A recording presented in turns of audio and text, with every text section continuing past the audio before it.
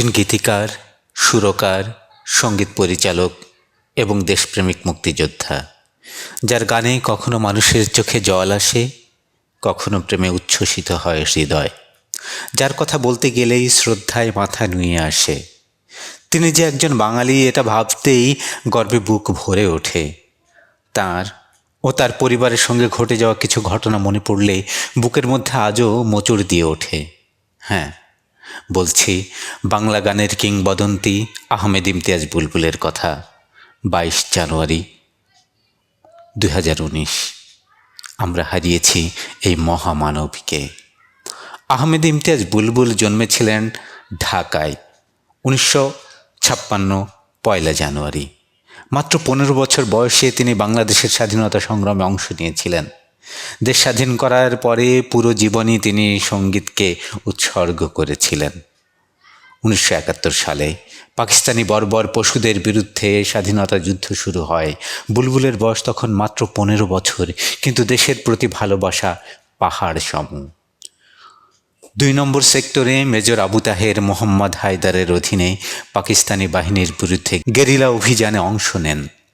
যুদ্ধের সময় তিনি 2 বার পাকিস্তানি বাহিনীর হাতে বন্দী হন এবং নির্যাতনের শিকার হন, কিন্তু বীরের মতোই বেঁচে ফিরে এসে আবার সংগ্রামে যোগ দেন।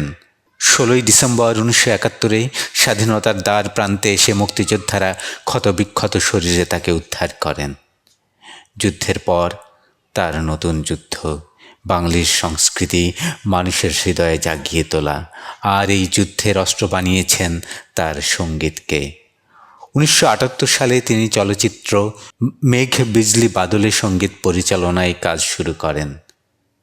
সেই সিনেমার গানগুলো এখনও মানুষের মুখে মুখে ফেরে। 1984 সালে নয়নের আলো ছবিতে লেখা গানগুলোর মাধ্যমে তিনি একের পর এক জনপ্রিয় সৃষ্টি উপহার দেন। এই গানগুলো শুধু গান নয়, এগুলো বাংলার হৃদয়ের আবেগ হয়ে উঠেছিল। তার গান গেয়েছেন সব সময়ের জনপ্রিয় শিল্পীরা।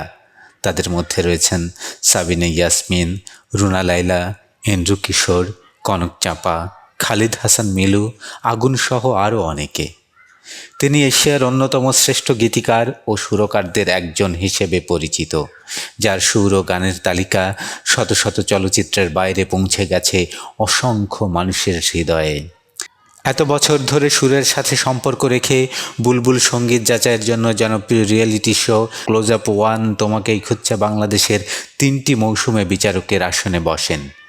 এই মাধ্যমে তিনি নতুন প্রতিভাদের প্রশংসা এবং পথ প্রদর্শন করার সুযোগ পান এবং বিশ্বের সামনে বাংলাদেশি সঙ্গীতের নতুন মহিমা তুলে ধরেন। যদিও কোনো পুরস্কার দিয়েই তাকে মূল্যায়ন করার সাধ্য আমাদের নেই, তারপরও তিনি তার কাজের স্বীকৃতি হিসেবে পেয়েছেন অনেক সম্মাননা। তার মধ্যে অন্যতম 21 পদক, একাধিকবার জাতীয় চলচ্চিত্র পুরস্কার, রাষ্ট্রপতি পুরস্কার, শিখা অনির্বাণ পুরস্কার, বহুবার বাচসাস পুরস্কার, আরও অনেক অনেক। 2012 সালে বুলবুল আন্তর্জাতিক অপরাধ ট্রাইব্যুনালে যুদ্ধাপরাধীদের বিরুদ্ধে সাক্ষ্য প্রদানে অংশ নেন। অনেক সত্য তুলে ধরেন যা ইতিহাসকে পুনরুদ্ধার এবং নতুন প্রজন্মকে জানাবার ক্ষেত্রে গুরুত্বপূর্ণ ভূমিকা রেখেছে। কিন্তু তার সাক্ষ্য প্রমাণের পর তার ছোট ভাই হত্যার শিকার হন এবং তাকে জীবনের নিরাপত্তার জন্য সরকারি এইড আবেদন করতে হয়। 22 জানুয়ারি 2019 তার হৃদরোগে আকস্মিক মৃত্যু হয়। বাংলাদেশ সহ সারা বিশ্ব তার সুর আর দেশপ্রেমিক জীবনের জন্য গভীর শ্রদ্ধায় স্মরণ করে। মিরপুর বুদ্ধিজীবী সমাধিক্ষেত্রে সমাহিত করা হয় এই গুণী বাঙালি শিল্পীকে। আজও বাংলাদেশের রেডিও, টেলিভিশন, সঙ্গীত অনুষ্ঠানে তার লেখা ও রচিত গানগুলো বাজে। সেখানে তার সুর, দেশপ্রেম ও আবেগের অনুভব করা যায়। তার গীতিকার ও